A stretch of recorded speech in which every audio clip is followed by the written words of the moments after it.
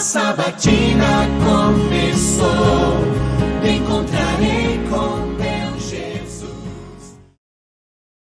Olá, tudo bem? Vamos para mais uma lição da Escola Sabatina. Já estamos na lição 10, caminhando para o fim do nosso trimestre. E a lição dessa semana falou sobre o verdadeiro Josué. O verso para memorizar está em 1 Coríntios, capítulo 10, verso 11, que diz: Estas coisas aconteceram com eles para servir de exemplo e foram escritas como advertências a nós, para que o fim dos tempos, para quem o fim dos tempos tem chegado. Então, na parte introdutória do sábado, diz que o livro de Josué, percebemos que a vida do personagem principal aponta para uma realidade muito maior do que ele mesmo. Esse princípio se repete em toda a Bíblia, como, por exemplo, a terra de Canaã, como símbolo da nossa esperança eterna num novo lar, numa nova terra. Contudo, vai surgir então algumas perguntas. De que maneira Josué aponta para um cumprimento futuro? E não só a vida de Josué, mas também outras histórias bíblicas apontam para o cumprimento futuro. Então, nessa semana, veremos princípios de interpretação bíblica sobre tipologia, ou seja, eventos ou pessoas do Antigo Testamento que apontavam para o Novo Testamento, para um futuro profético. Tipologia bíblica. Aqui na lição ela nos dá vários exemplos bíblicos, várias passagens que usam o termo tipo ou antítipo para se referir à maneira como o escritor do Novo Testamento definiu a relação entre o texto ou evento do Antigo e o seu significado em seu próprio tempo ou no futuro. Tipologia é uma forma específica de interpretação bíblica em que pessoas, eventos ou instituições prefiguram Jesus ou outras realidades contidas no Evangelho. A lição aqui traz alguns exemplos para nós, como, por exemplo, Davi, aqui no Salmo 22, Salmo 14, apresenta as aflições de Davi, mas também isso exemplifica as aflições de Cristo. E aqui também o novo Davi, mostrando como Jesus cumpre essas profecias messiânicas. Então, ao olhar para estes textos, descobrimos que o próprio Antigo Testamento apresenta a chave para identificar e aplicar os tipos na Bíblia. Segunda, tipo e antítipo. Os intérpretes da Bíblia não podem decidir arbitrariamente sobre o que constitui um tipo bíblico ou como esse tipo em particular é cumprido no Novo Testamento e além. A própria Bíblia oferece diretrizes e princípios quanto à aplicação da tipologia bíblica. E aqui está dizendo que da mesma forma o Novo Testamento desdobra o cumprimento antitípico de um tipo em 3 fases distintas. Então a própria Bíblia ela nos mostra como ela deve ser interpretada em relação também à tipologia. Primeiro, na vida de Cristo, que chamamos de cumprimento cristológico. Segundo, na experiência da igreja, o cumprimento eclesiológico. E no fim dos tempos, cumprimento escatológico. E aqui também na lição apresenta para a gente algumas ideias sobre isso, alguns textos. Por exemplo, Israel na sua fase cristológica e depois apresenta Cristo como o verdadeiro Israel. Na fase eclesiológica, a igreja como Israel de Deus. E na fase escatológica, aqui referindo aos 144 mil. E aqui nós temos o êxodo e o santuário também, tanto no seu tipo como antítipo. E nós temos aqui uma citação muito interessante no final da lição que diz assim, visto que a Escritura possui um único divino autor, as diversas partes dela se harmonizam umas com as outras. Todas as doutrinas da Bíblia são coerentes entre si. Interpretações de passagens isoladas devem estar em harmonia com a totalidade do que a Escritura ensina sobre o assunto. Então, a Bíblia, ela é sua própria intérprete. Até para essas questões de tipologia, nós precisamos estudar seriamente a Bíblia, porque ela mesma vai dar essa chave para nós de interpretação. E agora nós vamos falar sobre Josué, o tipo. Como descobrimos na primeira semana, Josué é apresentado como um novo Moisés. Existem paralelos entre os dois líderes, que na vida da segunda geração repetiu os passos mais significativos do êxodo do Egito. Assim como Moisés, ele foi comissionado por um encontro pessoal com o Senhor. Sob a liderança de ambos, a fama de Israel entre as nações inspirou medo. Moisés liderou Israel na travessia do Mar Vermelho, enquanto Josué liderou Israel em uma travessia milagrosa pelo Jordão. Ambos os líderes foram lembrados da necessidade da circuncisão e da importância da Páscoa. O maná começou a cair no tempo de Moisés e acabou no tempo de Josué. Ambos foram ordenados a tirar as sandálias. A mão estendida de ambos sinalizou ali a vitória de Israel. Moisés deu instruções para a divisão da terra e a instituição de cidades de refúgio, e Josué cumpriu essas instruções. Ambos fizeram um discurso de despedida à nação e renovaram a aliança para o povo no fim do seu ministério. A vida de Josué foi um cumprimento parcial da profecia feita por Moisés. No entanto, a profecia feita por Moisés não foi plenamente cumprida em Josué. Em seu sentido pleno, a profecia só poderia ser cumprida por quem? Por Cristo Jesus. Ele sim conhecia o Pai intimamente. Ele era verdadeiro e revelou Deus com sinceridade. Deus, de fato, colocou suas palavras em sua boca. Então, tanto a vida de Moisés quanto a de Josué se tornaram o quê? Tipos de Messias vindouro, Jesus. Então, Moisés, Josué, eles eram tipos, eles estavam prefigurando aquele que viria no futuro, que é o Messias, Cristo Jesus. Quarta, o verdadeiro Josué, o antítipo.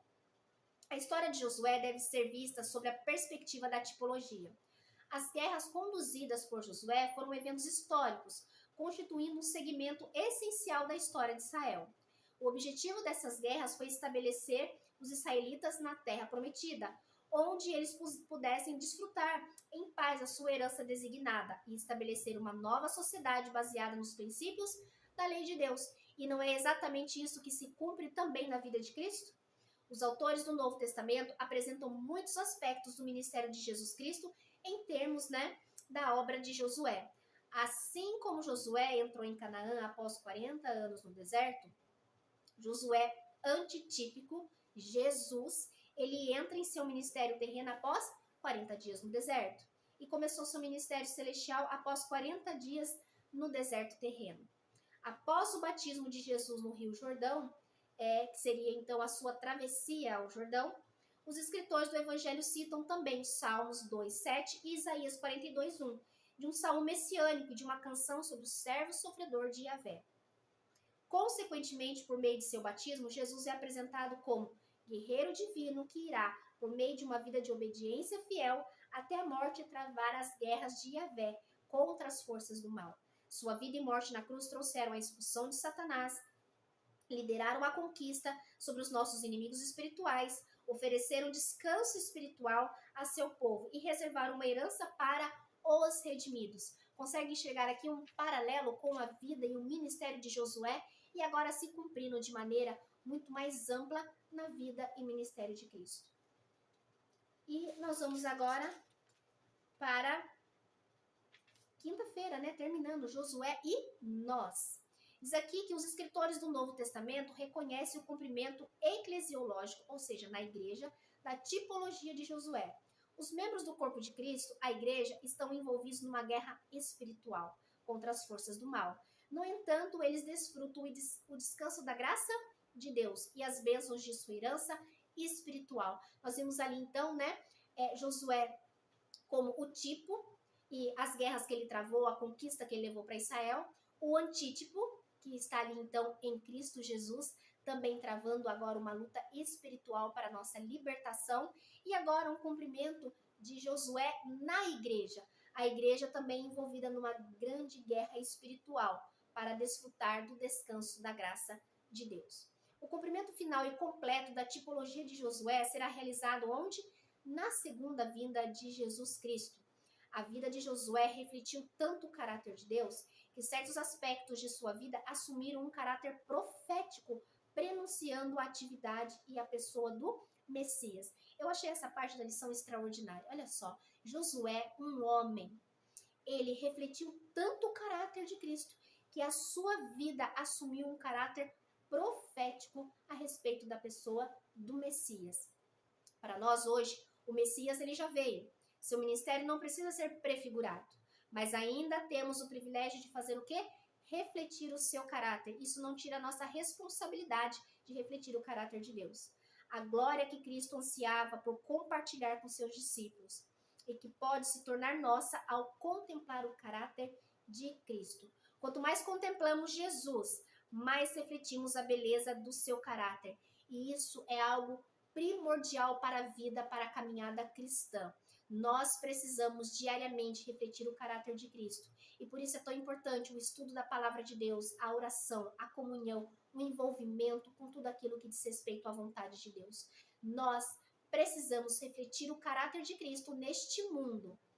Não isenta a nossa responsabilidade, porque Cristo já veio e não precisa de mais nada prefigurando o seu ministério. Nós temos o dever e também o privilégio de revelar ao mundo o caráter deste Cristo, através da nossa vida, das nossas atitudes e do nosso envolvimento e comunhão com a presença de Deus. Devemos passar tempo pensando na vida, no caráter, nos ensinamentos de Jesus, na sua morte, na sua ressurreição. Ao contemplar a vida de Cristo, nós somos transformados. Algumas lições atrás nós já falamos sobre isso, sobre o poder da contemplação. Quanto mais contemplamos Cristo, mais parecido com Ele nós queremos ficar. Mais transformados nós somos, porque permitimos a ação do Espírito Santo em nossa vida. Amém? Vamos orar? Senhor amado Deus, querido eterno Pai, louvado e santificado seja o teu nome.